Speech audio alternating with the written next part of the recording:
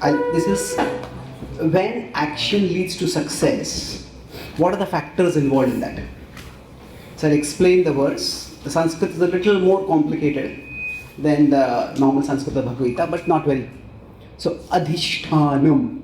Adhishtanam means the place, the venue. So Krishna is telling these are the 5 factors that determine, they're the 5 components of action which are involved when there is success. So adhishtanam is the place where something is done. Tatha karta. Karta is of course the doer, the soul. So adhishtanam tatha karta.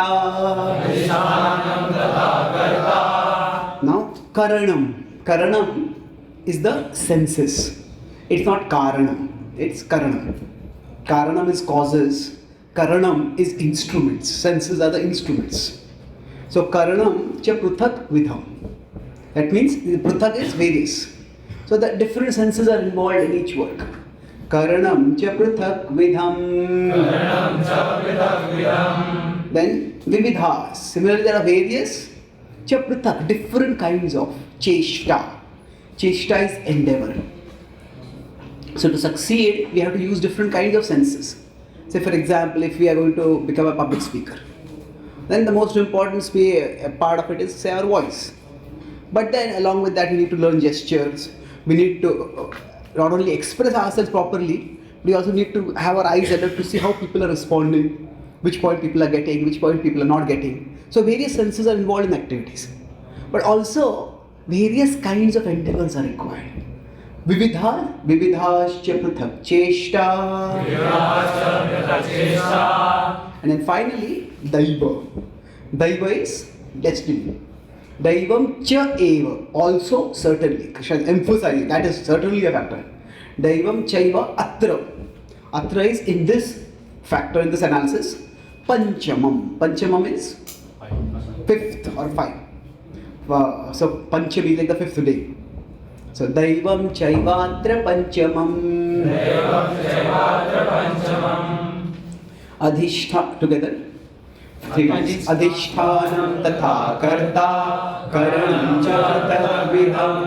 Vividhasya pratha cheshta. Daivam Chaivatra Panchamam. Adhishtanam tatha karta. Karanam cha tatha vidham. Vividhasya pratha cheshta. Daivam chaivatra panchamam. Adhishtanam tatha karta. Karanam cha prathavidham. Vividhasya prathak cheshta. Daivam chaivatra panchamam. Thank you. So let's try to understand these factors. Now these can be understood from a philosophical perspective, but they can also be understood from a practical or empirical perspective. So, well, let's look at it from the empirical perspective. So, among the 5 factors, karta. Karta is the doer, or you could say the soul. Ultimately, although it is said the soul is not the doer, what the Bhagavad-gita means actually the soul is not the only doer. Because Krishna clearly tells Arjuna, do as you desire at the end of the Gita. Karishye, that Yatechitthakuru. And Arjuna says, yes, I will do your will.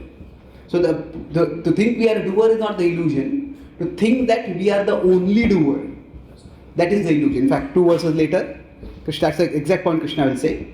Tatraivam sati kartaram atmanam kevalam tuyah pasyatta akruti buddhitva nasa pushyati durmatihi. That is atmanam kevalam. If somebody thinks I am the sole doer, such a person is nasa pashyati, is not seeing properly. Durmati, their consciousness is misdirected. So we are definitely the doers. Right now I am speaking, you are hearing. So I am a doer, you are also a doer. So that is involved. In terms of, if we consider the doer to be the soul, then the soul is involved in every action. And then adhishthana. Let's move from inside outward. We'll move. So we have karanam. Karanam is what? Senses. So say right now I'm trying to give this class, but if I've eaten something that has caused my throat to become sore, then I won't be able to speak. So the karanam have to be appropriate. If it is a sports match, a cricketer gets injured, then they'll not be able to play. Maybe their hamstring, they pull their hamstring or whatever. So karanam, the appropriate senses are required. Then karanam, then adhishthan. Adhishthan is the place, the venue. Suppose somebody wants to play a cricket match, but it rains. Then the players may be fit, the audience may be there, but you cannot play the match. So if you want to have a talk, but there's no venue available, then we need a adhishthan, we need a place. Now these examples will become more sophisticated as we move forward, but at a simple level, for doing an activity we need a place. And then cheshta. Cheshta is we need to endeavor. So endeavor means, say, it's not that the first time a child picks up a bat to play, the child will be able to hit a six. Child has to practice. If we are all learning to be public speakers, it's not that the first time we talk, we are going to be fluent. The first time I participated in the elocution competition in my school, what happened was that, generally, when I become nervous, I speak faster. When I'm calm, I'll speak slowly. And if I've not planned my class properly, then I'm not sure how much I'm going to cover. So then I start rushing forward. So what happened? I had 7 minutes to speak, and then I got up and I started speaking. It's like sometimes you get into a car and whoosh, the car starts moving super fast. You're not even, you're just thrown backward. So you don't even have time to tie the seat belt. So it was like that. I started speaking so fast that people just couldn't get what I was saying. And they started looking at each other. A sure sign that the speaker has lost the audience is that people start looking at the watch, people start looking at the door. Or people just stop looking. And they close their eyes. So that started happening. And because that increased my nervousness, so I started speaking even faster. So I had prepared a rehearsed 7-minute talk and it was over in less than 3 minutes. So it was a disaster. But it takes endeavor. We gradually learn from experience. And then last is Daiva. Daiva is destiny. So now among these, see, the soul is who we are. We can't change that. That's what who we are. Destiny in many ways is already fixed. So in one sense this is fixed. We are who we are. Each one of us is the individual. Our destiny is fixed. So these three are changeable. So I'll explain this a little bit more. A dead body, even if somebody is a top musician, their dead body can't do anything. The soul has to be present. Even nowadays we may laugh at the Egyptians who have kept the pharaohs' bodies as mummies. You know what those? They preserve, embalm the body, they preserve them. The idea is that maybe they'll wake up or what their superstition or belief was, we don't know. But it's almost like they're preserving the person. But the person is long gone and dead. Now scientists have still preserved the brain of Einstein. They're thinking that one day we'll find out and we'll have Einstein back with us.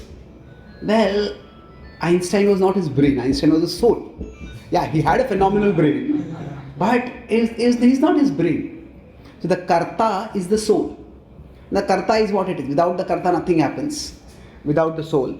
But then you are a soul, I am a soul, we are individuals. But so in one sense that can't be changed. And generally when results come, most of us think that action produces result. So if I do an action, I get a result. And this is how we explain the law of karma. And it is an extension or an expansion of Newton's laws of motion. While this is true, it is not always that simple. If I do an action worth 10, I'll get a result worth 10. If I put my hand little close to fire, I'll feel a little burning sensation. If I put my hand inside fire, I'll feel a much more burning sensation. If I keep my hand inside fire, I'll have no hand to take out. Isn't it? So, depending on how foolish or foolhardy the action is, that much will be the result. So, this is at one level true.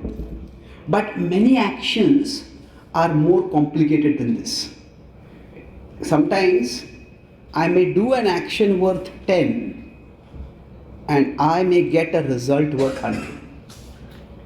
Why is that? Because this is my present action, but the result is coming also from my past action. So the past action may be worth 90. So that means, say, if a person with mediocre musical talent, they pick up a kartal and they start playing that. Sometimes some people play a kartal and others wonder, when will you stop playing? Isn't it? But there are some kids who are prodigies. They may just still be wearing diapers and they can play musical instruments. So all their endeavor is just pick it up and that's all. Even for Prabhupada, his father wanted him to learn Mridanga. Even before his hands could reach to the other side of Mridanga, he had a training in Mridanga playing. So, some kids just have enormous talent. So, the endeavor from this life is very little. There may be endeavor, but it's very little. Various countries, like we have all, India has got talent, Britain has got talent, all these talent shows are there.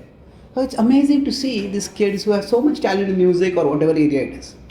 So, for some people, this is, we could say, karma, and this is the daiva. So daiva plays an important role. Now daiva can also play a negative role. I may do an endeavor worth 100 and I may get a result worth 10. Why is that? Because my daiva might cancel my endeavor.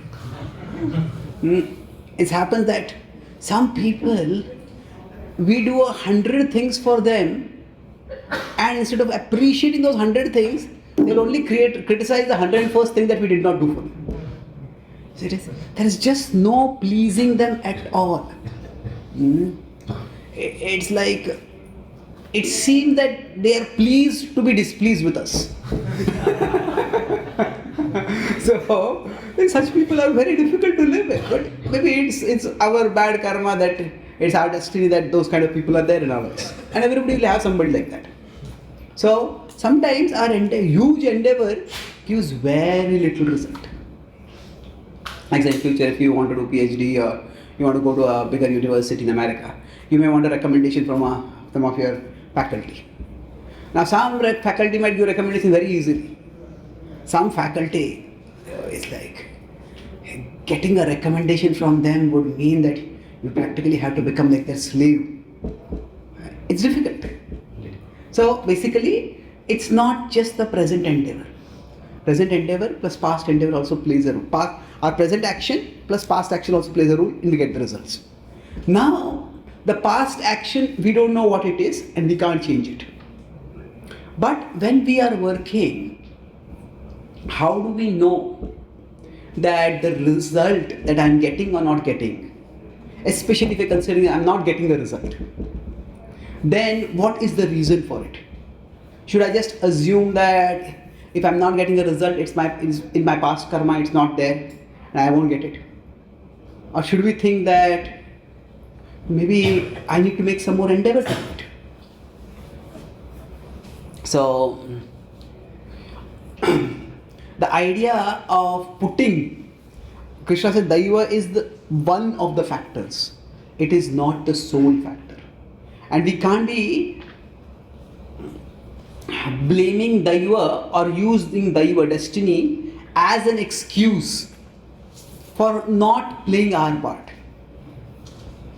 So, destiny can be an explanation for why things are not working out, but destiny can also be an excuse for we not even trying to make things work out. Isn't it? If we are having this happens with women, especially yesterday talking about philosophy, we can use it to either rectify what we are doing, or we can use it to justify what we are doing. So, when I travel abroad, I meet devotees. Sometimes I stay at devotees' homes. So many times, if devotees are new, then they take philosophy and either they intentionally misapply the philosophy, or they unwittingly they misapply the philosophy. So I was staying at one devotee's house, and this devotee was telling me, hey, my wife does not support me in my bhakti, and I think it is because of my past karma that I got such a wife. So I said, okay, wait a minute, don't jump to such a conclusion. Then after that I talked with his wife, and then she was telling me some basic things, some basic family responsibility that a husband is supposed to do. He was not neglecting that, saying that I'm a devotee, why do we need to do this? Well, I said that if your wife is unhappy, as far as I can see, it is not because of your past karma, it is because of your present karma. So now it is possible, but we didn't jump to that conclusion all the time. We need to investigate whether I am doing something right or something wrong right now. So in that connection, let's look at these three factors: Karanam, Adhishta and Cheshta. So if there is no result, there could broadly be three causes in terms of these three factors. That first is that we are doing incompatible work. That means this is associated with the Karanam. Suppose somebody is a very good singer and they try to do the job of a painter. Now what is going to happen? The work that they are doing is incompatible. Their Karanam, their senses are not made for that particular work. So if you don't get result, one possibility is incompatible work. The second is, it could be an inhospitable place. This is the Adhishtan. That means,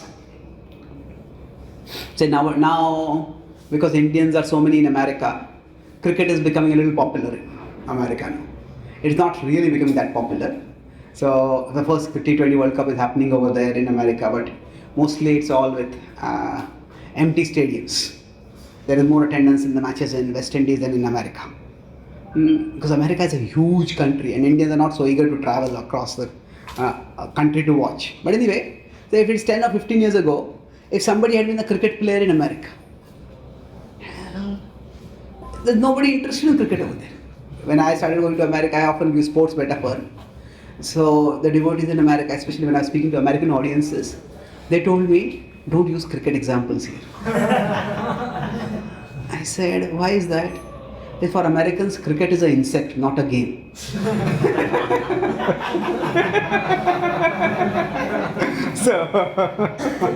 So if somebody has cricketing talent in America, the place is inhospitable, isn't it?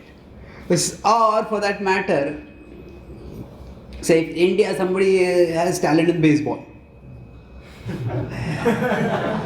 Most people, baseball, what is baseball? That is the question that will come in their mind. So sometimes the place we are may not be hospitable for a particular thing. And we will discuss examples of each of these. But sometimes the success may be there not be there because the place is inhospitable. If somebody is a very brilliant student, but they are in a remote school in some village where they ask questions which only annoy the teacher because the teacher also doesn't know the answers. And the teacher starts telling them, don't be so over-intelligent. Well, it's that they're not being over-intelligent, that's the way they think. But maybe that is not the place for them. They need to be in a better school. So sometimes what we are doing may not give the desired results because we are in an inhospitable place. And the last is, it may be because of insufficient endeavor.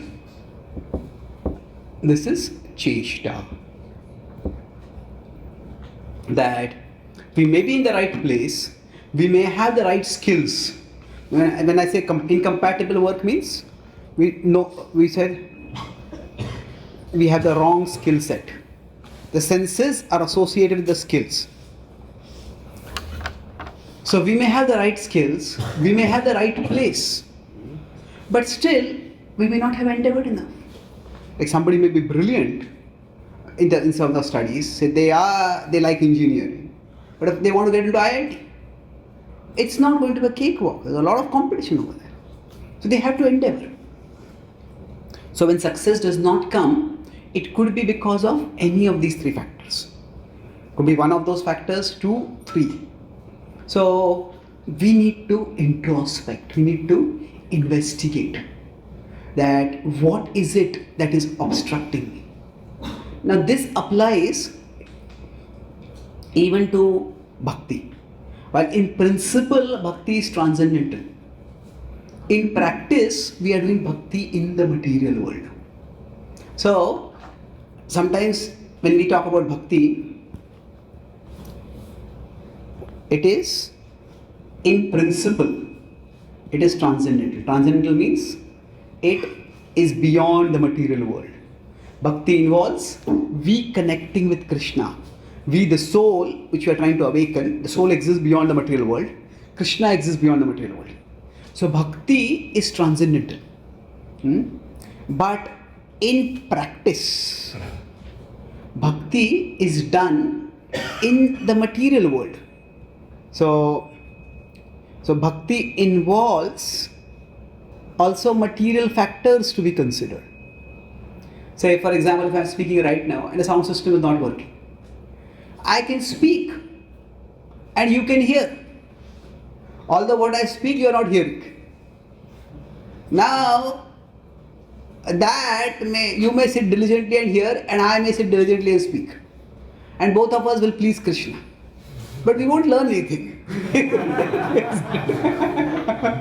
So if I don't lose my spirit and keep speaking, and if you don't lose your spirit and you keep sitting, maybe some sound vibration is going in, but you can't make sense of the sound vibration because it's too small. So material factors matter. If there's no power supply, the sound system is not working, we need to get it to work. So in practice, material, they are not the only thing that matter, but material factors matter. Transcendental means what? Intent matters most.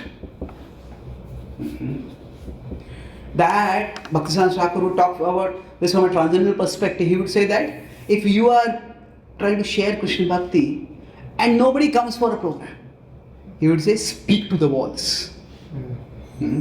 Krishna is present even in the walls, he is present everywhere, he will be pleased by what you are speaking and you will be purified. Now that in principle is true. But when Prabhupada was trying to share Krishna Bhakti in India, it didn't work. Did Prabhupada take that literally and say, okay, maybe it is my destiny and I'll keep preaching to the walls for the rest of my life? No, he didn't do that. So in principle, we understand intent is the most important thing. Bhavagrahi Janardana. But in practice, when we want to get certain things done for Krishna, we need to be using our intelligence to evaluate if something is working or something is not working, then why is it not working? So, if we consider these three factors, that the karanam, that is do I have the right skill set to do this? Then, am I in the right place where this skill set will be valued, will be utilized? Now, say if today somebody is very good at sword fighting, now even if they say I will enlist in the army, they say put aside your sword and then come to the army. We don't fight with sword though. If you want to fight with sword, maybe it's like fencing as a game in Olympics or some sport, that's where all you can use it. That's not a skill set which is suitable in today's time and place. So there are different kinds of skill sets that are suitable at different times. So each of these three factors we can evaluate to see where we are going right and where we are going wrong. Now, I'll take one positive example of this and then we will look at a negative example. By negative I mean that somebody who doesn't consider these factors but looks at something else.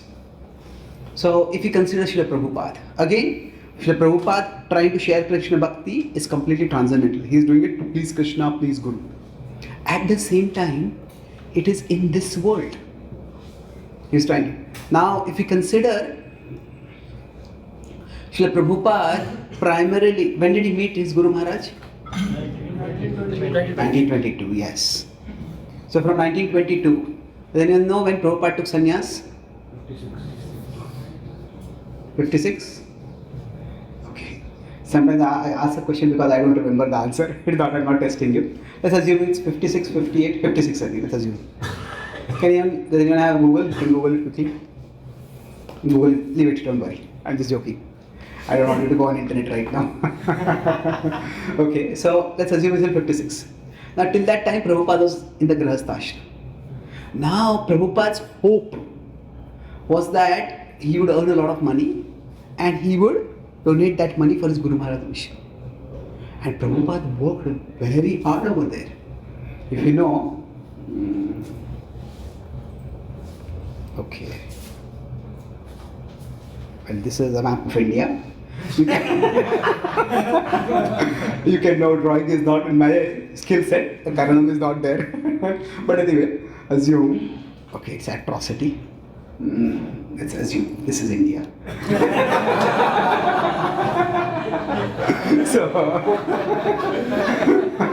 So Prabhupada was in Kolkata, then he went to Mumbai, and then he went to Prayag. Now he had his Prayag pharmacy. Now I have a friend who has who studied Indian history, and that said, most people would not move this much. They would move if they were working in the government and the government transferred them. But actually to shift one's business like that, people would not do that. And Prabhupada shifted his entire family. These are big things in those times. It's not easy. But Prabhupada was trying at various places to make his business work. And somehow it just didn't work. And what was the reason? Now Prabhupada was, in one sense, his business was a pharmacy, he was a pharmacist. But Prabhupada, when his customers would come, he would start preaching to them. He was at heart a preacher. So it was just not a compatible thing for him. Although if you see in Prayag pharmacy, when even his colleague doctor as well as some customers, there is a description of their experiences with Prabhupada. And Swamiji was a deeply religious person. They call it Abhay Babu at that time. Abhay Babu was a deeply religious person. So while Prabhupada tried to work as a businessman, that was just not his role. That was just not his compatible work. So he didn't have much result. Not that he failed, but his business was not spectacularly successful. So at one particular time, Prabhupada decided that enough is enough now. He did his family responsibility as well as he could, and then he moved on. Now if we consider from 56 to 65, so this was Prabhupada was doing business. Then Prabhupada was doing Indian outreach. Now he was doing that before also, but he was trying to share Krishna Bhakti in India. Prabhupada was sometimes in Mumbai, sometimes in Delhi, sometimes he was in Vrindavan. And Prabhupada was trying various things. And he found that at that time, people were just not ready. At that time, India had just emerged from the political struggle for independence, and then after the huge political turbulence over partition, and the memories and the scars were still very deep. And many factors, broadly speaking, among the relevant factors, India in the 1960s, 50s and 60s, it was in one sense first crippled by poverty. When people are too poor, they can practice bhakti, but it is difficult. They want to think, well, when I want to make my next meal. So, they're too crippled by poverty. They were too obsessed with politics. Because India just got independence, the hope was that political change will bring about transformation. Now, okay, this scheme, that plan, this 5-year plan, this commission, that thing, there's too much hope invested in politics. And they were enamored. Enamored means infatuated by the West. So, because of all these, they were uninterested in Indian spirituality. So, in one sense, this had nothing to do with Prabhupada directly. Now, there were still, India has always been a religious country, and there are always people who were interested in religion. But they were interested more in religion as a form of pious entertainment. Go to some satsang, hear some nice katha, enjoy yourself. So that was there. In 1955 or 56, the first time there was a movie made about Lord Ram. And in the theatre, I think it was in South India, it was made. So when the first time Lord Ram appeared in the movie, all the people got up from their chairs and offered obeisances in the temple. Not the temple, the theatre. So people were religious. But that religiosity was more sentiment than interest in philosophy. Prabhupada was not a kathakar. Prabhupada, if you see his lectures, he sometimes tells stories. But Prabhupada is primarily philosophical. And that kind of philosophical presentation of spirituality was not something which interested people at that time. So Prabhupada tried in India many things. When Prabhupada tried to start a temple in Jhansi, the League of Devotees. Common investment principle is put your eggs in one basket, all your eggs in one basket. That means don't take everything that you have and put in one place. If it doesn't work, then you will be lost completely. But Prabhupada actually put all his eggs in that basket, put all his endeavor over there. And suddenly the people turned against him. They said, we want to use this place for some other work. We don't want a temple over here. We already have many temples in India. So Prabhupada was disappointed, but Prabhupada moved on. So at that time, it was just not the right place. So it was insufficient. It was inhospitable place. And then 65 to 66, Prabhupada in America. Now it is not that when Prabhupada went to America that people with wide open arms welcoming him. Prabhupada had to struggle over there also. When he came to Butler, Pennsylvania, that's where his sponsor Gopal and Sali Agarwal were there. And there, it is a small town and people treated Prabhupada more like a curiosity object than a spiritual teacher. Okay, who is this Swami coming from India? Let's go and meet him. If at that time, smartphones had been there, everybody said, Swami, can I have a selfie with you? So, that's all. They didn't really want to listen to his philosophy. And Prabhupada tried to give some talks in some colleges. That didn't work out very well. Prabhupada came to New York, he stayed at the Mishra Yoga studio and he spoke over there. And there's more of upper class people who are interested mostly in physical yoga.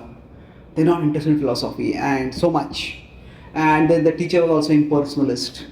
So he didn't want Prabhupada to speak personalist philosophy. And then while Prabhupada was there, he saw that some people, most of the clientele who would come there was relatively upper class, well dressed, well educated and wealthy. But there's some people who were very unkempt. Unkempt means unclean, disheveled, and seemed to be quite from a poor background. But they seemed to be interested in spirituality. And Prabhupada, whoever was interested, Prabhupada would talk with them. We would talk with them and then they would ask further questions. And Prabhupada saw these people were interested. And some of those people said, Swamiji, you come to the Lower East Side. That's where you'll find a lot of interested people. Now, although this Dr. Mishra didn't want Prabhupada to speak in his yoga studio, he still empathized. Swamiji was an elderly man, he was 70. And he says, Swamiji, that is no place for a gentleman like you to go. There are people take drugs, people people just pass out on the streets. People are what we call as public display of affection. That would be like it would be like a movie for general audience. That means, all kind of adult things will be happening in public over there. So, Swami, this is no place for you, he said. And that is also not a very well furnished place. When Prabhupada went to America, at that time Sumti Moraji, the person who sponsored his visit, she said, Swamiji, America is so cold and you are so old. He says, how can I let you go there? You may die over there. Prabhupada still requested, insisted somehow that please let me go. And when Prabhupada came there in Lower East Side, not that, although people were interested, they were not respectful. It was difficult. At that time, there was this whole thing about, there's this drug called LSD. LSD is the name of a short form for a chemical. But people who used to take this drug, they had given a new name for it. It is the League of Spiritual Discovery. So anybody who takes LSD joins this club, the League of Spiritual Discovery. And then quite often, when people take drugs, they become incoherent. They start speaking crazy things. But after somebody would take LSD, and when they would speak after that, they would be considered as LSD saints. That means the god of LSD is speaking profound wisdom to this person. Just sit silently and hear what they are speaking. And Prabhupada would sometimes be giving a class, and suddenly people would start speaking. And Prabhupada would look at some of his seniors would stop him. Say, no, Swamiji, we cannot stop him, that will be aparad. That will be an offense. It is. So, Prabhupada had to deal with these kind of people. It was not at all easy. One time there was one David Allen who was staying with Prabhupada, the same place, and he seemed to be interested in becoming a disciple. But then, he was giving up drugs, but one day he took drugs again, he got an overdose, just went mad and came to attack Prabhupada. And Prabhupada just had to flee from there. And then Prabhupada was just on the streets, homeless. At least the other drug users in America, they were junkies, drug junkies. They were also homeless, but they were settled. And Prabhupada was on the streets. And he just didn't know where to go. He could so easily just take the ship back and come back to India. But Prabhupada stayed on, pushed on. It required endeavor. And then eventually, slowly, people started coming. So Prabhupada had no money to do any publicity for his programs. So Prabhupada used the oldest means for publicity. What is that? He would just go out for walks, long walks, and people would see him and he would talk with them. So once he was going for a walk on the streets of New York, and then on the opposite side, there was a tall, bearded, bespectacled person, and he seemed to be surprised to see Prabhupada. So Prabhupada stopped. So this was Howard Wheeler, who later became Hayagriva Prabhu. So he was going to his friends to have drugs. Now he was going along, he was looking around the street. Now he had been a spiritual seeker, he had gone to India, and he had gone into India to find a guru, but he had been very disappointed. He said those who seemed enlightened enough to be gurus, they lived far away in the Himalayas and they didn't know English. And those who knew English seemed too materialistic to be enlightened enough to be gurus. So they came back disappointed from India. So he was just walking along the street, so he knew what was sannyasi. He looked around, hey, what is the sannyasi doing on the streets of America? Have I taken drugs? I'm already high. So, rubbed his eyes, and then a big lorry passed by. And then the lorry passed by and he said, that Swami is still there. Then he stopped and started looking. Another lorry passed by and he said, that Swami is also looking at him. Then he crossed over, ran across. And then he met Swami. Swami, are you from India? Prabhupada said, yes. And you? He said, I have been to India, Swami. And they started talking. And that was the first serious disciple that serious student to Prabhupada got. And eventually they became disciples. He and his friends became disciples. So the point is, Prabhupada also had to put it in temple. So Prabhupada didn't just say, okay, maybe it's not my destiny, so it won't work. Prabhupada kept trying. So for all of us, when things don't work, we have to see, why are they not working? Is it that I don't have the skills for doing this thing? Is it that I'm not at the right place? Is it that I'm not endeavoring enough? Or it could be that, now when we say it's not destiny, that means that, we just don't have the skills, or we just can't get to a place where that particular talent will be appreciated, or we don't have the scope to increase our endeavor. Whatever it is, so destiny can work in many different ways. But when we are intelligent, we can evaluate in this way. And that way, we can find out how best I can move ahead in my life.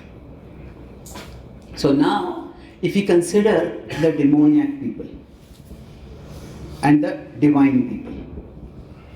So when things don't work, in one sense, philosophy, were any of you there? Most of you must not be there. Yesterday I gave the Bhagavad-gita class. So philosophy basically is an attempt to make sense of, does anyone remember? When it doesn't make sense. Yes. Make sense of things that don't make sense. When do people turn towards philosophy? Normally, it is not that you sit down with your family and or some friends and suddenly stop talking philosophy. Maybe if you are spiritually inclined, then it's possible. But most people, they talk about politics, they talk about sports. But generally when something happens and things don't make sense. So for example, in America, 9/11 happened. Then it's like the whole bubble of security and comfort that had built by America, it just burst in one shocking moment. And suddenly the God and philosophy and meaning, all those searches on Google shot up for some time after that. So basically, when something happens that doesn't make sense, and somehow we humans, we have a need to make sense, like that Sat, Chit, Ananda, Chit. Because we have the capacity for conscious, so we need to, when something comes in our consciousness, we need to make sense of it. So the divine, they become philosophical. Okay, why are things not working? What do I need to do to make things work? But the demoniac, they don't become philosophical, they become diabolical. Now diabolical means what? Diabolical, has anyone heard this word diabolical? No, okay, diabolical means immoral, wicked, cruel, vicious. They just think that, okay, this is not working, then I'll destroy whatever is stopping me from getting this. And in that way, they don't think that I need to learn and change something. They think that I have to just break and bend the world to my will. So we'll see this in the 16th chapter. Krishna explains about the demoniac nature. It's a continuation of those verses which we discussed yesterday. So yesterday we discussed 11, 12.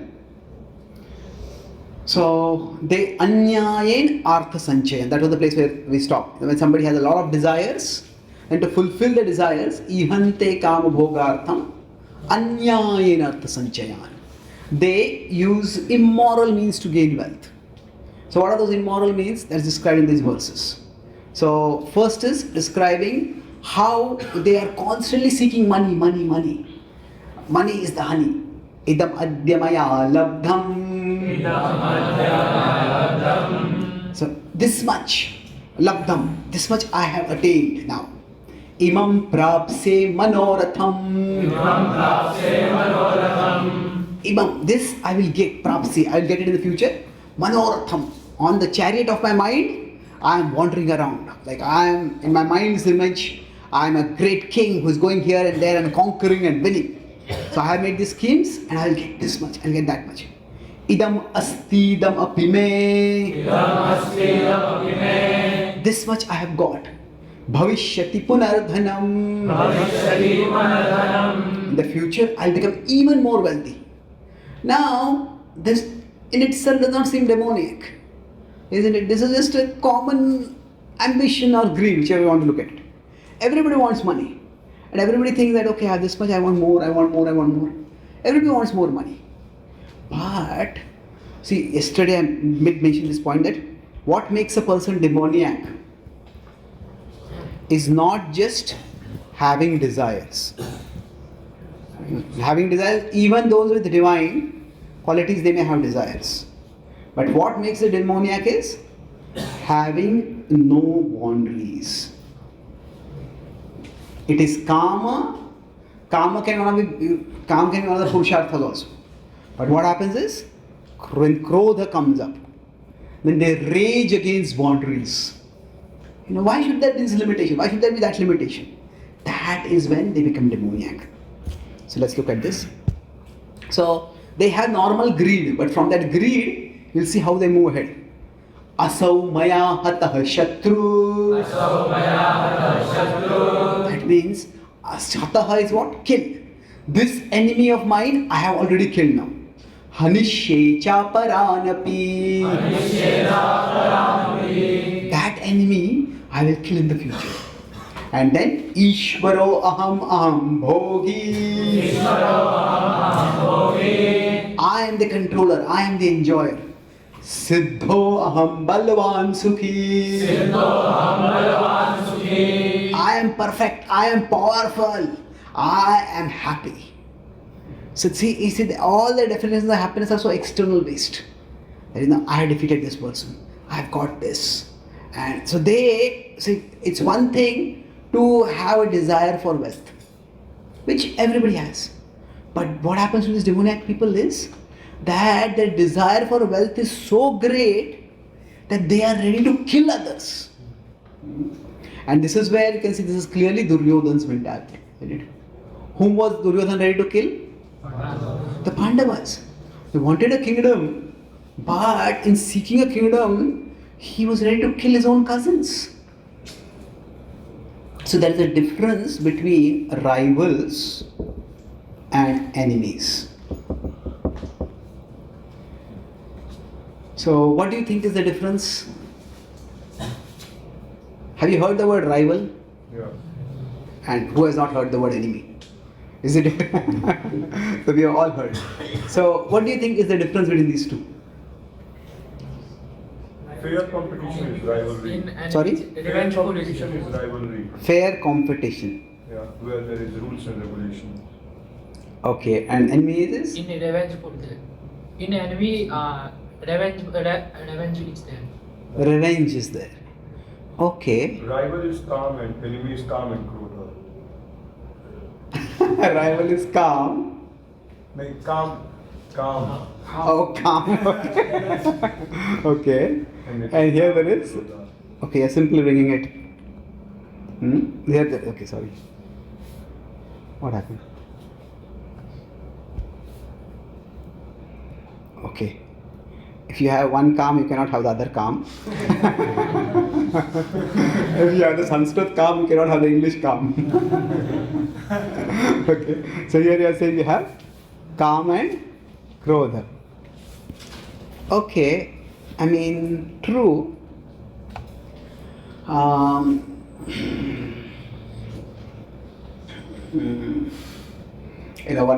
of my relatives is very interested in cricket, so just today he sent me a message that apparently today is the India-Australia cricket match. So he says, this is the opportunity for revenge for India. So India was defeated by Australia in the World Cup final. So now we have the opportunity for that. So are India and Australia enemies? But still, there can be that feeling of revenge. You defeated us over there, we want to defeat you over there. So revenge as a feeling can be there. But rivals and enemies, see, the main difference is, and fair competition, all this is correct, but it's a part of the truth. Rivals means both seek the same goal. Like both teams want to win the World Cup. So then both are seeking the same goal. That is where they are rivals. But enemies are both seek the other's destruction. In sports, normally there should be rivalry, not enmity. Sports can also have revenge. You defeated me, I want to defeat you over there. But it's not that in order that I defeat you, it's not that I am going to destroy you.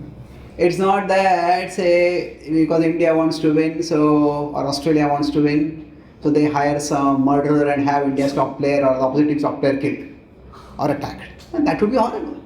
That's completely against the spirit of sports. So generally speaking, when there's competition, the rivalry should be there. But when it becomes enmity, like in a company, the two people may want the same promotion. They want the same raise, same promotion. There will be rivals, both of them will compete. But if one of them, now there's normal office politics, you try to make a friend with this person, you try to make a friend against that person, now politics is a somewhat harsh word, networking is a more polite word, whatever they use for it. But if one person, in order to get the job, starts framing the other person, you know the word framing? Framing means put false evidence and try to prove that this person is corrupt, this person is bad. Now that would be terrible. That is going from rivalry towards enmity. So what was there between the Pandavas and Kauravas? Rivalry or enmity? Enmity. At least from the Kauravas side it was enmity. So now what happens is, instead of what we're discussing, the demoniac, they don't become philosophical, they become diabolical, means they become immoral, they become cruel, they become destructive when they don't get results. So when Duryodhan, he found that he had grown up from a child like an entitled and spoiled kid. He was expected to become the next king. Because Pandu, he had already retired, whether he would have children or not also, even if he had children, whether they would become kings or not, who knew? They would come back to the kingdom or not, who knew? But suddenly Duryodhan found that Pandu's sons had come back. And Duryodhan was a little entitled, he was not very polite. In modern polite terms, he was a spoiled brat. You know that word, spoiled brat? So he was not very respectful, but the Pandavas had lived in the forest, they had associated with sages. Pandu, Kunti, Madri had all taught all of them to be respectful. So in a family, if a new kid comes, then naturally that new kid gets attention. And that new kid is also sweet and well behaved, then it becomes dear to everyone. So that's what happened to Duryodhan. And he started feeling insecure, started feeling jealous. Why is everybody paying so much attention to this person? Why are they not paying attention to me? And then as things went on, he thought that actually I am okay, it's Yudhishthir, he might be better behaved than me, but I am stronger than him. But then he found that among the Pandavas there's one person who was better than him in the one thing that he was good at. Among all the Kauravas, he was the best in physical strength. But what happened? When he found Bhima was better than him, it's like you can be good in your field, but you are better than me in my field. Then that's unbearable. So some people say that actually Duryodhana was a good person. I was invited once in a leftist college. Generally the colleges which are involved in arts, they're quite left oriented. Left means politically left oriented. So they said, they wanted some lessons from Mahabharata, like leadership lessons from Mahabharata. But they said, don't say the normal morality tales. Morality tales means, this is good, this is bad. That is a negative word used for that. Tell us something new. So I said, okay, we'll have a session on leadership lessons from Duryodhana. Now, it's not just a laughing matter. How many of you have younger brothers? Okay. How many of you find it easy to get your younger brothers to listen to you? Easy? Okay, that's nice. You have good younger brothers. Nice. But as especially they grow older, they have their own minds. It's not so easy to get them to listen. And imagine if somebody has 99 younger brothers. And they all listen to him. So he surely had some ability. No doubt about it. He's also, when he wanted to, he could be a very sweet talker. That's how he won Karana's heart. But the point is, so that he had many good qualities. But what he lacked was a sense of boundaries. So some people say actually Duryodhana was a good person. Shakuni spoiled him. Well, those who think like this have been spoiled by some other Shakuni. Why? Because the poisoning of Bhima was planned by Duryodhana without any involvement of Shakuni. It was he on his own. And if you see, it is not just a impulsive thing. Like, even say somebody comes to your home for food and they ask where's the restroom, and while they're gone we think, okay, let me put the poison in their food. It's not that impulsive. He actually planned it in cold blood. That he said, all the Pandavas, we would like to have a feast together. And Bhima, we have had some hard feelings before. I want to patch things up. So I have made a special feast just for you. And I'll feed you. He made a great show of patching up with him. And only in the food for Bhima he had put poison. So it requires a really cold criminal mind. This time for Duryodhana, he was just a teenager at that time. So the point is that when things were not going his way, he could have, okay, why am I not so popular?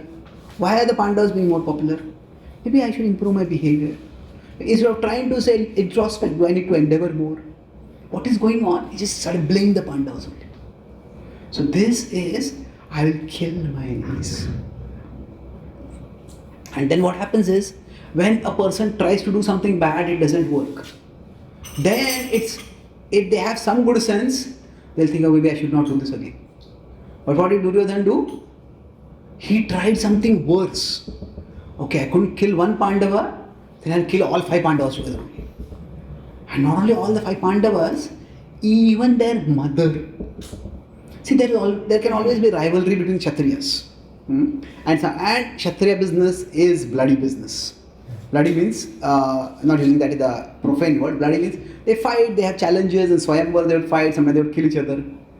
But the whole principle over there is, you should be protecting women. And what to speak of a woman who is from his mother's generation. And that Duryodhana was ready to even burn her alive. That's just so brutal. See, among all forms of killing, burning is the most painful. When you cut off someone's head, hang someone, the pain is localized to one part where the wound occurs. But burning means the entire body, all the skin burns. So to kill someone by burning, you really should be hating that person. So when somebody has a demoniac nature, when things don't work, instead of taking responsibility, so if you take responsibility, then we become philosophical. Philosophical in the sense, we introspect, we evaluate what is wrong.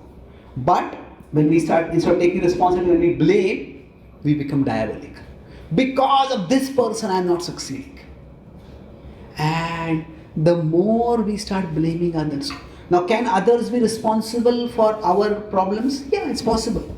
Sometimes some people can be obstacles. But when we start fixating on others, because of this person I am not succeeding, because of this person I am not succeeding, then we end up, it's like to blame is to make ourselves lame. When somebody is lame, they can't walk properly. So when we blame, what happens is, we take away our own power to improve things, our own power to change things for the better.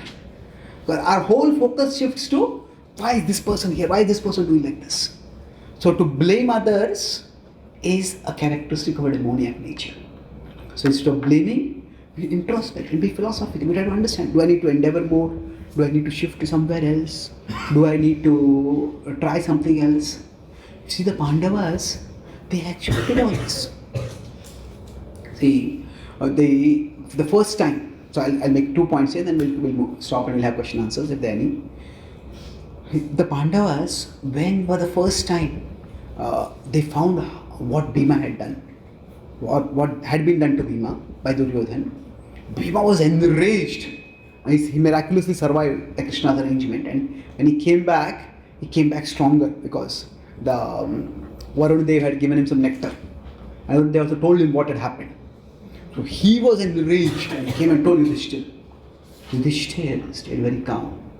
See, among the Pandavas, what happens is, all the 5 Pandavas are Kshatriyas.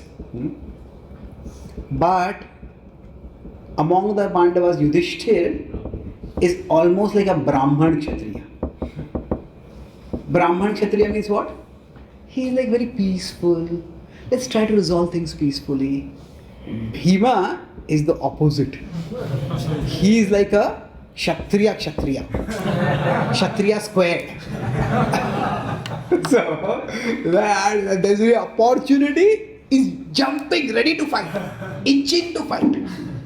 So Bhima was so enraged, he said, I am going to teach the Duryodhana a lesson. So Yudhishthira said, let's not do that. So we just come here, let's not rip our family apart. If we are going to accuse Dhritarashtra, the king's son, of something like this, first of all, it will rip our family apart. Secondly, we don't know who will take our side. We are just new over here. Well, Bhishma has been kind to us, but Bhishma is also loyal to the king. So he said, just let's become more watchful ourselves. So what they tried to do was just improve our skill set. So let's endeavor more. We were careless. That's why we took his food and we played ourselves. You got poisoned. Let's be more careful. They tried that. And then after that, still Duryodhan tried something. They tried to have them burnt alive. So the Pandavas, they survived. They didn't immediately come back and again challenge Dhritarashtra. They kept a low profile. And then, by their endeavor, although the Pandavas were in the forest, they did not have any facilities to practice their weapon skills. But they still were diligent. They kept their physical fitness. They kept practicing with whatever facilities they had. Actually, it was difficult for them because they were living in the garb of Brahmanas. But still, like curiosity, they would do some things. And then Arjuna won Draupadi in this poem. And that's when the Pandavas decided that there's no need for us to cover our identity. Because now they were not just orphan princes at the mercy of their either uncle who was either wicked or weak, whatever it was. Now they were the sons-in-law of a powerful king. So then Dhritarashtra realized that I have to call them back. Actually, Bhishma insisted he call them back. And then they were given 1/2 of the kingdom. So Dhritarashtra, it's like some people, Dhritarashtra tried to be fair, or he just wanted to appear to be fair without being fair. Like a father has 2 companies and he says, I'll be equal to both sons. I'll give one company to your sons, but one company is bankrupt and the other is prospering. And if you give the bankrupt company to one son, you can call it fair, but only a person has to be completely blind to think of it as fair. But still the Pandavas accepted. Pandavas thought maybe this is not our Adhishtan. The Kuru kingdom is not the right place for us.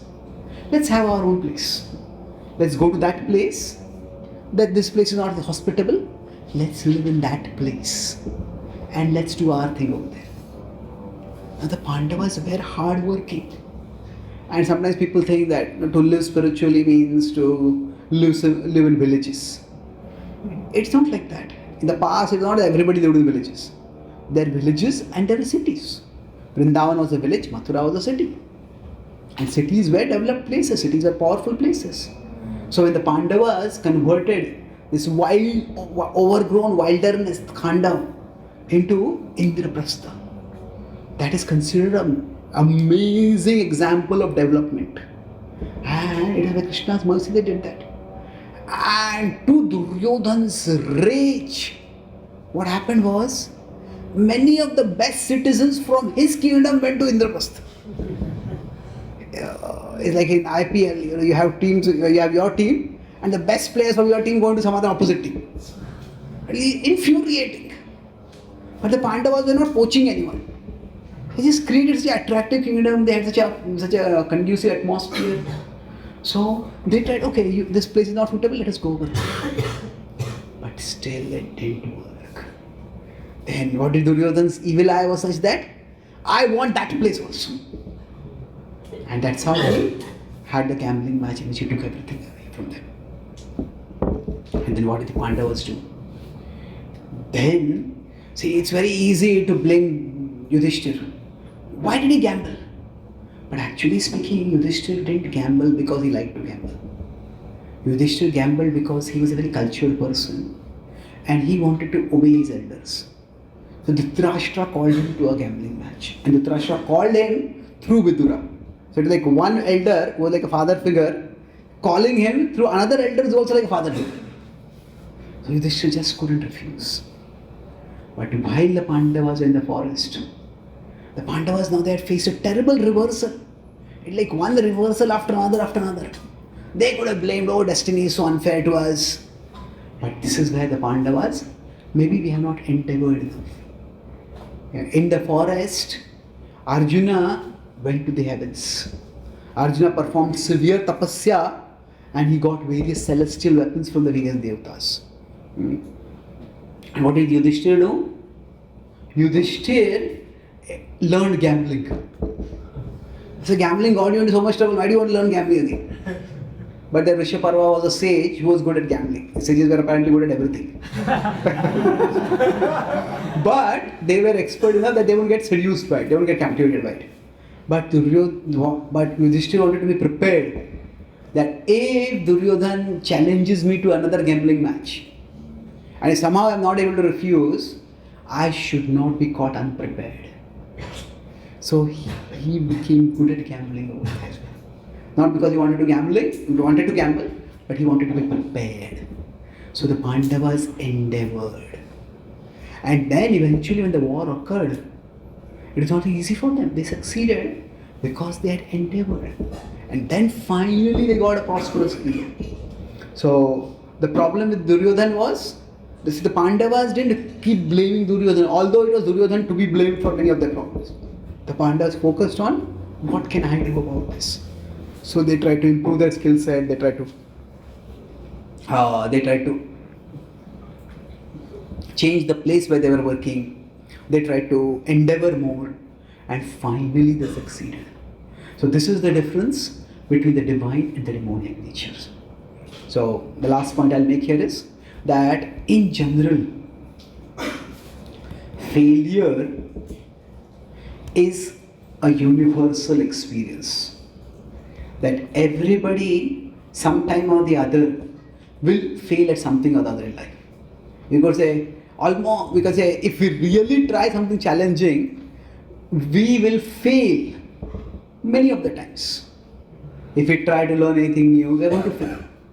But after failure, there are two choices for a person. One is, we look inward or we look outward.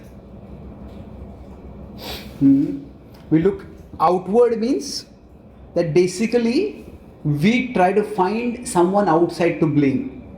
So it's like we find a villain who is spoiling the movie of our life. So now what is going to happen is, just by looking for a villain, if you start looking for villains, everybody will start looking like a potential villain. Isn't it? This is what happens to many people, and they start first they dislike one person, they dislike another person, they dislike another person, and people just become extremely lonely after some time. It's like somebody is, maybe some kid is blaming, this person is so terrible, this person did this to me, this person did this to me. And maybe their friend, their relative, their parents tell you, okay, don't fixate so much on this person. Just forget him and move on with your life. The person says, no, you don't understand me. You don't know how much this person has ruined my life. And because you don't understand me, I won't talk with you also. So, and what happens is, it's just that if you're looking, if you want to find a villain, what will happen is everyone becomes a villain eventually. There are people who have harmed us, but even people who are trying to give us a good advice, they also start becoming villains, and everybody becomes a potential villain, and we make ourselves completely alone. Then what happens is we become lonely, we become bitter. So this is what happened to Duryodhana eventually. Bhishma, Vidura, he had such great people ready to give him good advice. But because he is so convinced that the Bhima and the Kaurava Pandavas are villains in my life, that anybody who spoke even anything in their favor, they all became villains for him. And in that way, what happens is we become lonely, bitter, and at the end is that we become the villain. We end up ourselves doing dark things. So this is the way the trajectory goes down. On the other hand, we look inward. Inward means what? Now God is the ultimate hero, and he is there in our hearts. So he is like Ram, and he wants us to be like Hanuman. He is Krishna, and he wants us to be like Arjuna. Now in one sense, if you consider our body is like a chariot body metaphor we know. So on the chariot itself, there is Krishna and Arjuna. Like that in the body, there is the Paramatma and the Atma. So in the body as the chariot, so we look inward. We try to connect with Krishna. We try to pray to Krishna. And then what happens is, Krishna gives us Buddhi Yoga. Buddhi Yoga means the Buddhi to do yoga. That's one meaning of it. The intelligence to connect with Krishna. The intelligence to understand, okay, what is exactly wrong and how should I fix it. And then among these 5 factors of action, we'll be able to figure out, okay, is this just my destiny and should I accept it? Or otherwise, which are the other factors that I need to work on? So, analyze the 5 factors. And when we analyze the 5 factors, then we come up with a workable solution. And this is how each one of us can find a path ahead for ourselves. So failure will come, but how we face failure, we can go down a demoniac trajectory where we are looking for a villain and end up ourselves becoming a villain. Or we are looking toward Krishna inwards. And then by Krishna's guidance, it is not that Krishna magically solves problems. He can do that, but mostly Krishna gives us the intelligence to understand what is the problem and how we can go ahead and deal with it. So I'll summarize what we discussed today. So broadly, the theme we were discussing was facing failures and divine and demoniac natures. So how the divine and demoniac face failures. So the first thing we discussed was about the 5 factors. Out of the 5 factors, do you remember the 5 factors? What are the 5 factors? Karta, Karanam, then Adhishtan, Cheshta, Daiva, destiny. So among these, which are in our control? The middle 3.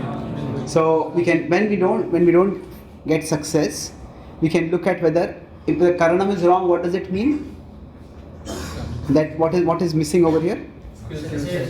So failure could be because of 3 factors. What are the 3 factors?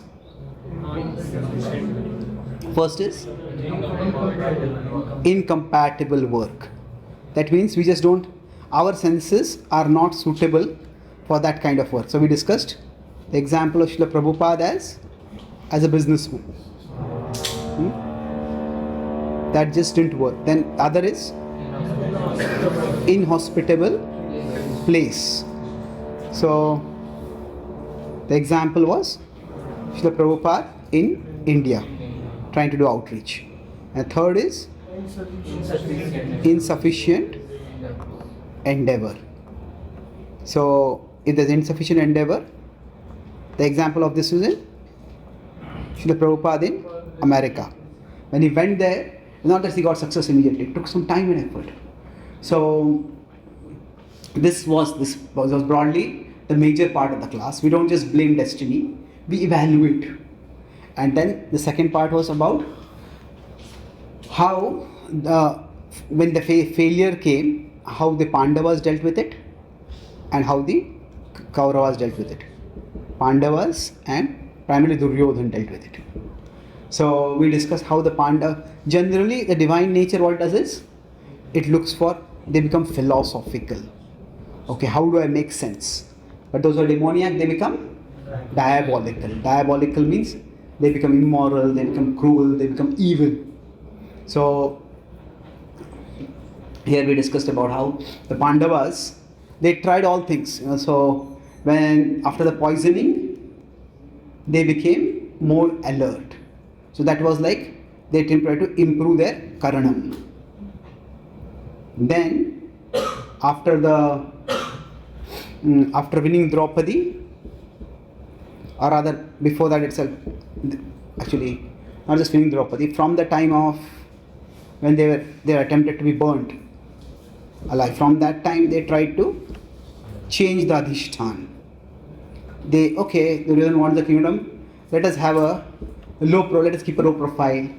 And then even when they didn't ask for the kingdom, Dhritarashtra himself called them back and Dhritarashtra gave them like a barren part of the kingdom, still they accepted that. And when they were defrauded and dishonored, then what did they do? They improved their cheshta. So Yudhishthira learned gambling, Arjuna got celestial weapons and they prepared. On the other hand, Duryodhana was diabolical. So when he found that the Pandavas were being favored, Pandavas, they were getting more affection than him. Then what did he do? He immediately started becoming destructive. He wanted to destroy them. And then his destructiveness only became worse. First it was only Bhima, then it was all the Pandavas along with their mother. So like that it just went on.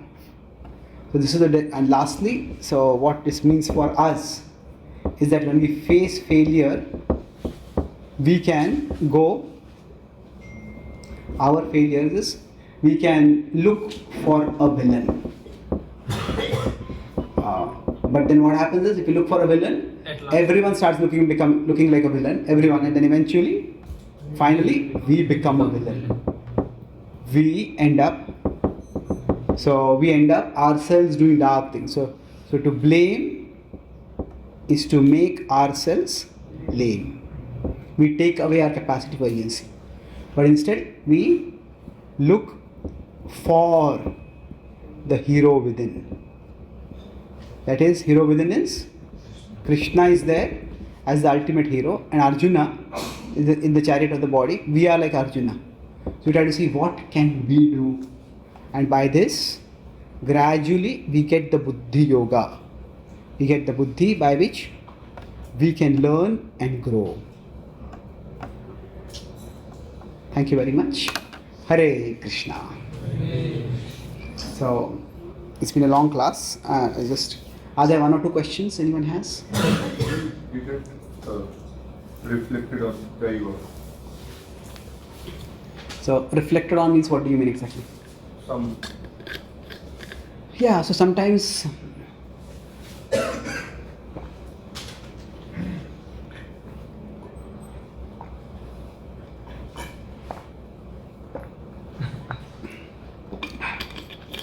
sometimes, despite our best endeavors, we don't get results. So Abhimanyu was very sincere. He went inside Chakravyuh and he was killed. So Abhimanyu was devoted to Arjuna, Arjuna was devoted to Krishna, and yet he failed. So Daiva can come in the sense of, for him, the Karanam, that just not good. He didn't have the skill set. He could go inside the Chakravyuh, but he could not come out of it. He didn't have that skill. Jatayu failed. For him, it was not that Cheshtai did not do. He fought the greatest battle of his life, but he was just too old. And he fought on, especially because Ravan had that blessing that even if his limbs were ripped off, the limbs would grow back. So it was almost like the match was rigged against him. And Ravan, he couldn't actually wound him much.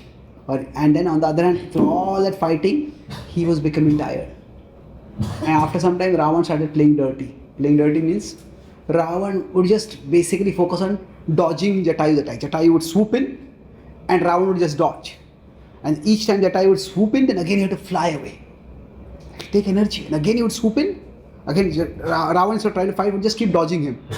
And through all that, Jatayu started getting tired. And then Ravan saw that Jatayu is becoming a little slow. He lopped off his fix. So basically, sometimes, so destiny can work through one of these also. So sometimes we have to decide that this is not worth it. Maybe just leave it. Now, Prabhupada tried many things. It is not that everything that Prabhupada did was successful. Prabhupada decided something is not working, just leave it at that time. For example, in America, he started a political party, or he had his disciples start a political party. He called it the In God We Trust Party. And Balwant Prabhu was one of the devotees who was supposed to lead that endeavor. Prabhupada even said, you can become the President of America in future. But then afterwards, Prabhupada found out how much money is required to fund a political campaign. And Prabhupada decided whatever little Lakshmi we have, it's better used for printing books and building centers and direct Krishna conscious outreach. So Balwant Prabhu came to Prabhupada. Prabhupada, are you no longer enthusiastic about political outreach? Prabhupada said, I'm enthusiastic. Just don't ask me for any money. Prabhupada said that it's your project. You can do it, we have my blessings, but don't ask me for resources. So it didn't work out. So Prabhupada accepted that that's not going to work out. Now we could put that in what? Maybe our movement was not we were not big enough, we're not in the right place, we're just a new movement. So you could call it Adhisthana, whatever. But the point is, destiny means sometimes we just have to accept that things are not going to work out. We can still figure out, maybe it's one of the, sometimes something can work out, but the amount of endeavor it will require may just not be worth it. Yeah, but if it is fixed, then why is all the photo leading? Oh, that is the question, sorry. Okay. See, destiny is fixed, but how destiny unfolds is not fixed. The total quantum of how much happiness and how much distress we are going to get is fixed. But exactly what will come when, that is not fixed. So it is fixed on what basis? No, it's, see, the way things unfold in our life. Say, if we consider this is my life journey, this is birth, and this is death. Now, before I come, say there is a quantum of 500 units. Let's assume this is 500 negative units. That means some 5 bad things are going to happen in my life. Say 1 unit of negative 100, and like that 5 things are going to happen in my life. Yeah. Now these things are going to happen, but when exactly they are going to happen, that may not be fixed.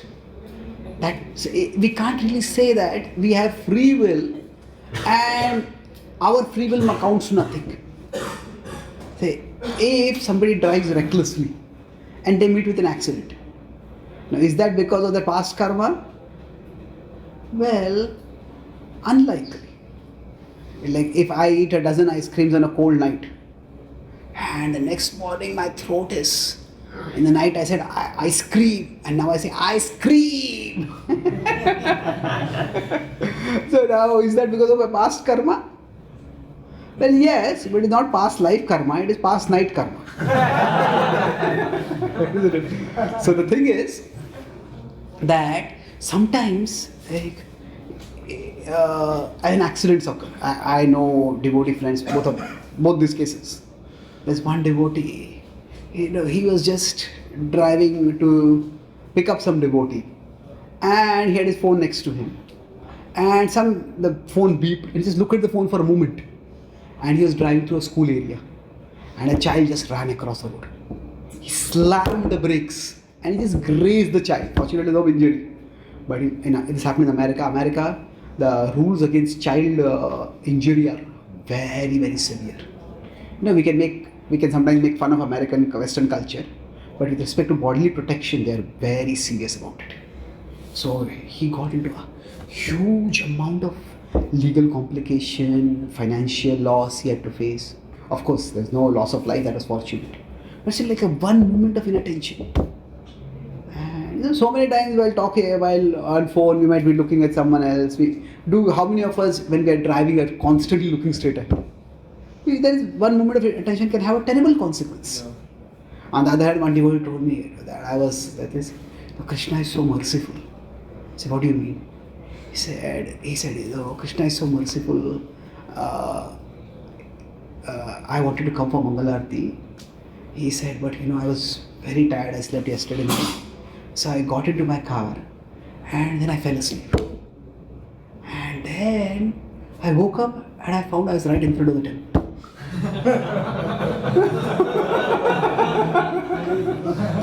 So I said that, yes, Krishna is merciful, but don't expect his mercy next time also.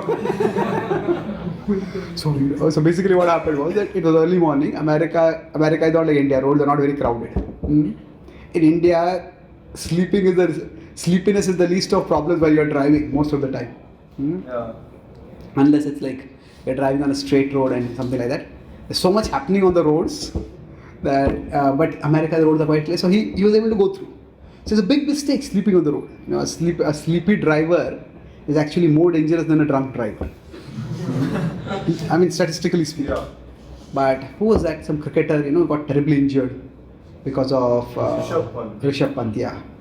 So it was tragic. He just fell asleep on the road. He lost almost 1.5, 2 years of his life. So anyway, so the point I was making is that sometimes we may make a small mistake and there might be a big result. So that's destiny coming. Sometimes we might make a big mistake, but that may be small result. That's also destiny working out favorably. So the point I'm making is destiny may be fixed, but how it unfolds can vary from person to person. Yeah, I got this answer pretty, but let's take an example. Like there's a cricket match in between India and Australia. Australia is winning and India is losing. So like it's not like India is losing or it is fixed that India will win. I don't know whether destiny is fixed like that. Like if it is fixed, then why India lose? What's the basis? I'm trying to understand the question. Like, his basis for destiny fixed होता है really. It's like for purification of like what? What's the purpose of fixing the destiny? No, it's not what is the purpose of fixing destiny. It is that we all have some karmic balance from the past which has to be managed in this life. There's a negative and positive. Yeah. So now, when we say destiny is fixed, we have a very simplistic understanding of these things. If, for example, we say everybody's lifespan is fixed, the number of breaths we take is fixed. That's what the tradition tells us. But that same tradition has given an entire branch of medicine called Ayurveda. And the very definition, Ayurveda, the Veda that is supposed to increase Ayu. So if our lifespan is fixed, how can the lifespan be increased? And how can you have an entire branch of knowledge dedicated to that? So, Krishna says, Gahana Karmano Gati. Yeah. So generally speaking, the concept of destiny is to be used primarily to gain acceptance of what has happened. Okay. It is not so much, say, this is a good question. Destiny is a big subject. But if you consider the Mahabharata war, before that,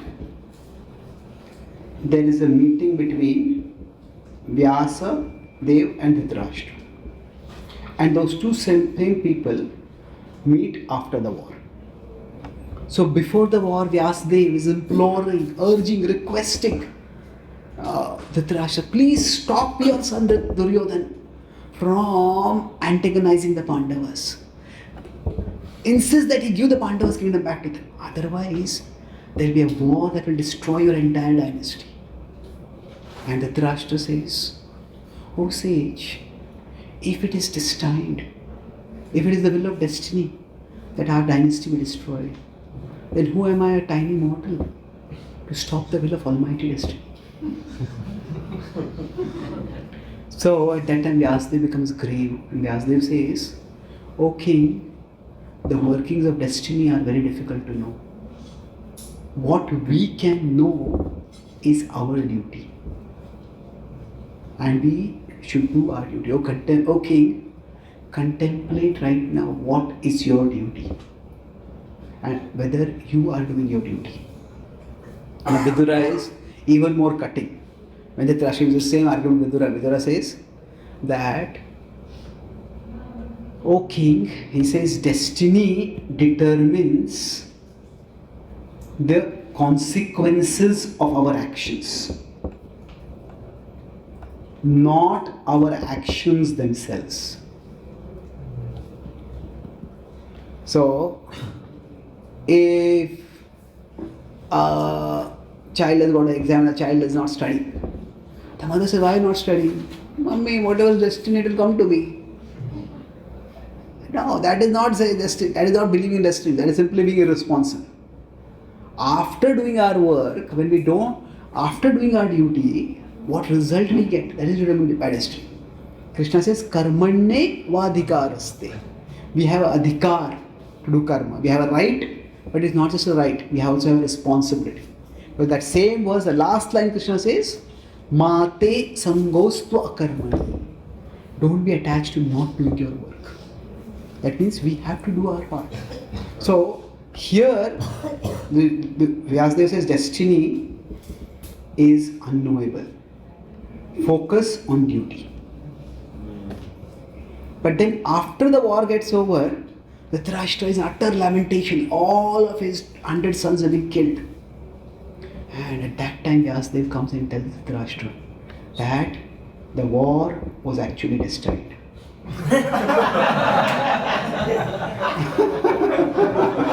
So do not lament now, king. But accept that it has happened and now focus on what is your duty now. So now, was the war destined or not? See, the point is that in general, wherever we are, it's good to consider the past to be the domain of destiny. Yeah. Whatever has happened in the past, we accept that as destiny. We look at the future as the domain of free will. Does that mean that there is no destiny involved in the free future? No, destiny is involved. But there is definitely a domain for free will. But so this is healthy way of looking at things. But the unhealthy way is, can you see this color? Yeah. We think as this as the domain of free will. And we just start lamenting. People start to, and something has happened, replaying it. Only if I had spoken like this in that interview. If only they had asked that question. If only this person had not done this. If only this, if only. So many questions. Like that, we consider this to be the domain of free will. And this, future, we consider the domain of destiny. Oh, मेरी किस्मत ही फूटी है, कुछ होने ही वाला नहीं है. Destiny is rotten. No. This is actually a very unhealthy way of looking at things. So, in general, when something has happened, to come to peace with that, we should look at destiny. But when we are looking ahead, our focus should not be on destiny, our focus should be on free will. We should be directed towards our duty. So, just going back to the previous point, what I was saying here. that, see, suppose somebody has to get 500 units of negative destiny that's going to come in their life, and that means maybe 5 bad things are going to happen. Maybe they're going to lose a loved one, maybe they're going to get a terrible disease, maybe they're going to suffer financial bankruptcy, maybe they're going to get an accident, maybe somebody close to them is going to betray them. Each of these is a terrible thing to happen. But if a person lives 70, 80 years and each one of these happens over 10 years gap, it's relatively manageable. But imagine if all 5 things happen at the same time.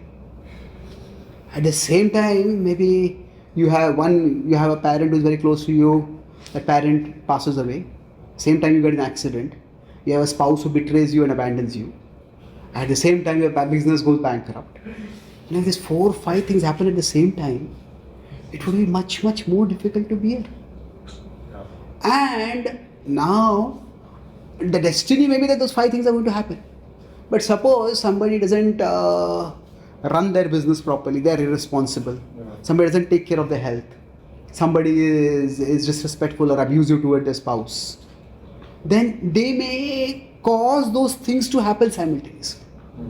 And then they will make their life far more miserable and hellish than they need to be. So destiny should not make us, just because destiny is fixed, does not mean the unfolding of destiny is fixed. And that does not mean that our endeavors in this life will not matter. Just there are some problems in our life which are, see, broadly speaking, when we get problems, the problems that are coming now, they could be because of past karma or they could be because of present karma. Isn't it?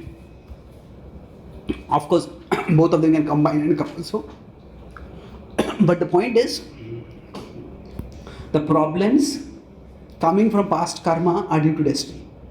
The problems coming from present karma are generally because of lack of doing our duty. So, if somebody eats unhealthy food, somebody eats constantly meat and they get a heart attack. Now, was that heart attack because of the past karma? But it's difficult to say that. Certainly, can you say that this life's choice didn't contribute at all? Certainly, it has contributed, isn't it? So, we should consider that if I do my part, my duty properly in this life, then say, maybe I'm going to be betrayed by someone. Someone very close to me is going to betray me in this life. That's destiny. But if during the course of my life, I'm polite, I'm kind, I'm helpful, then that one person may still betray me. But by my being polite, kind, helpful, I will create a circle of friends around me. And those friends will support me even when this person betrays me. But if I am rude, if I am bitter, if I am manipulative, and then this person will betray me and nobody will come to help me also because of the way I have behaved in this lifetime. So we can say our past karma will bring some problems, but our present karma may determine whether those problems become worse or they are worsened or they are lessened. Okay. Any last question? Okay, we'll stop with this. You tell all 3 things: no result coming, compatible, inhospitable, and insufficient. So how to understand in the inhospitable and insufficient means how understand? So we are something low endeavor. Yeah, it's not so easy. Generally, what happens?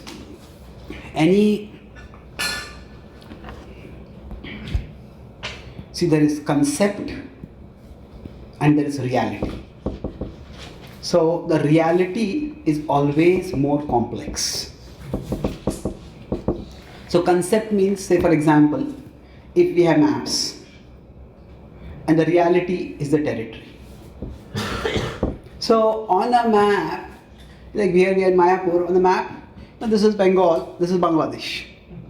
It's like a neat simple line. But if you go actually, there may not be a simple line, isn't it?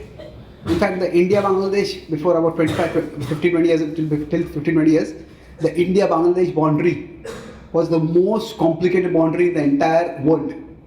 Because what happened was, inside Bangladesh, there were some areas which belonged to India. And inside those areas in Bangladesh which belong to India, were pockets that belong to Bangladesh. And vice versa. And finally, India and Bangladesh had to swap the territory. And then now it's relatively rationalized, the border. But the point is, in terms of concept, the boundaries are very clear. In actuality, it's complicated. And that's how concepts are basically, all concepts simplify the complicated reality. But that does not mean the concepts are useless. It just means that we cannot, when we are translating concepts into reality, we have to have a little more caution. So exactly in a particular situation, why is something not happening? We have to figure that out. We have to pray, we have to consult others who are wiser than us, and then gradually we'll get some understanding. So to specifically answer your question, if we put in,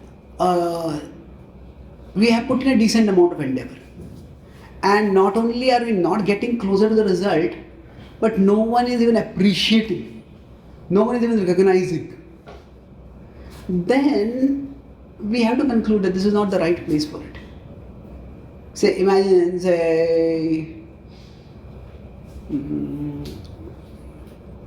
50 years ago, or maybe 70 years ago, 80 years ago, suppose somebody in America wanted to learn Sanskrit.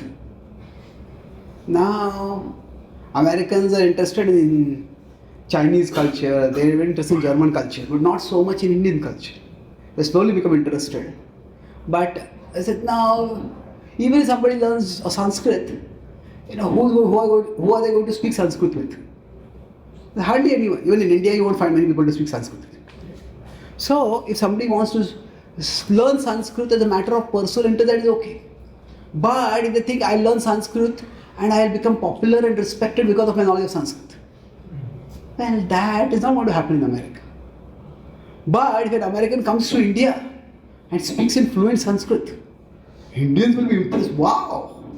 Isn't it?